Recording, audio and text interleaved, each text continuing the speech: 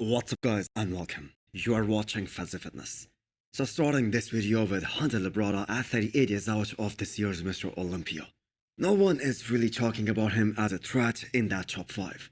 But in bodybuilding anything can happen. And let's give props to Hunter Labrada. The way he improved in the last 1 year, especially after the Olympia last year. That was so impressive, especially conditioning wise. Plus, the way this guy brought up his back.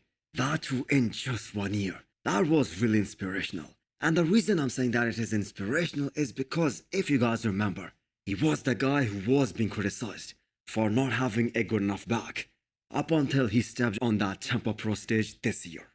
And he was really impressive at Texas Pro as well. And he really gave Andrew Jagged a run for his money there.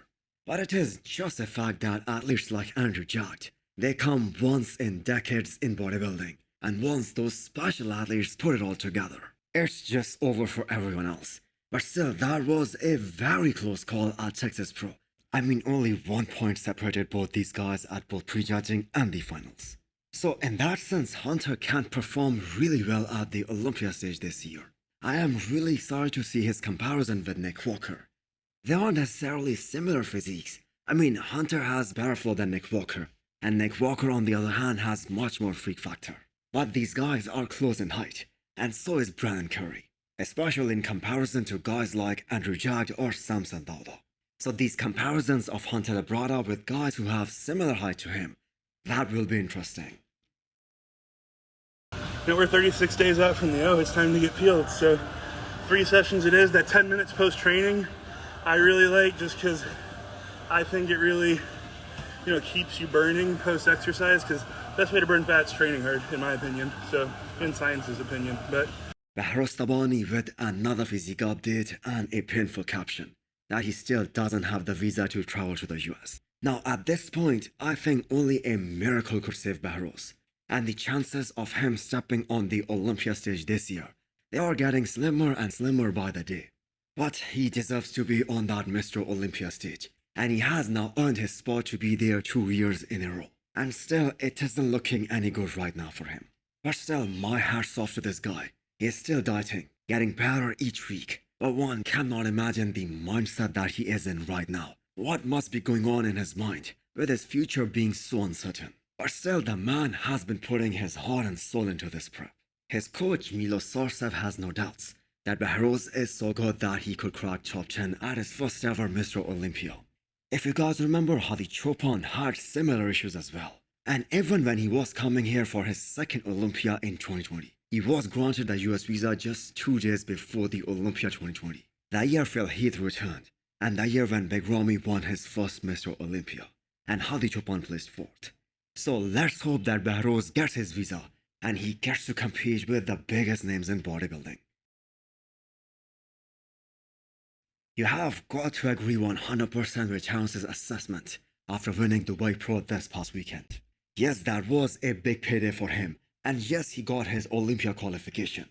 But this is a guy who has been 2 times runner-up at the Olympia. He is a 2 times Arnold Classic champion. He is more worried about getting into that top 3 at the Olympia, rather than getting his Olympia qualification. And getting back into that top 3 isn't gonna be easy for Terrence or for anyone else for that matter. Because it seems like everyone in that top 5, they are bringing their A game. And beyond factor is still gonna be there. And this is classic physique we are talking about. Terrence was a little bit off last year, and he dropped down 4 places. So anyone aiming to be in that top 3, they must nail their peak to perfection. The Allegiant Sports 2023 is gonna be the last Olympia qualifier for the Men's Open in the US. So we are expecting that the big names who are competing here are going to be in top shapes. So let's start with Charles Griffen, who is looking ripped, but he is looking big at the same time as well. He is now 2 weeks out of the show, and if you are playing safe, you have to consider him the favorite to win this show. Because the last 3 shows of his career, Indy, California and the Olympia, he was spot on in terms of conditioning. And here is another factor. 5 guys who placed ahead of him at the Olympia last year, they aren't gonna be there this time.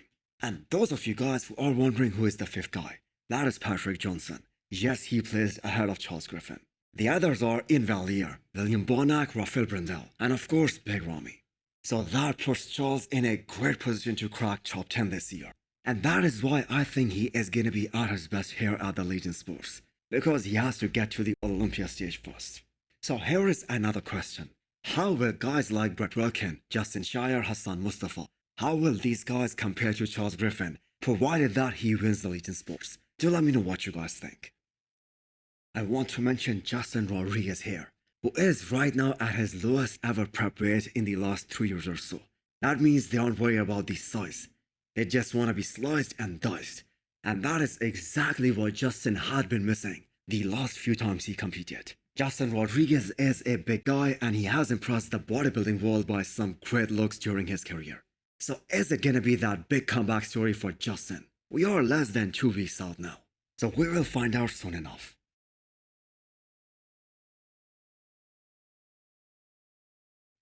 Then there is the Brazilian monster William Martins. He was being coached by Chad Nichols and he went through this offseason with him. And the plan is to bring a much more overall bigger package compared to what we saw last year. He has some of the best side shots in the business right now.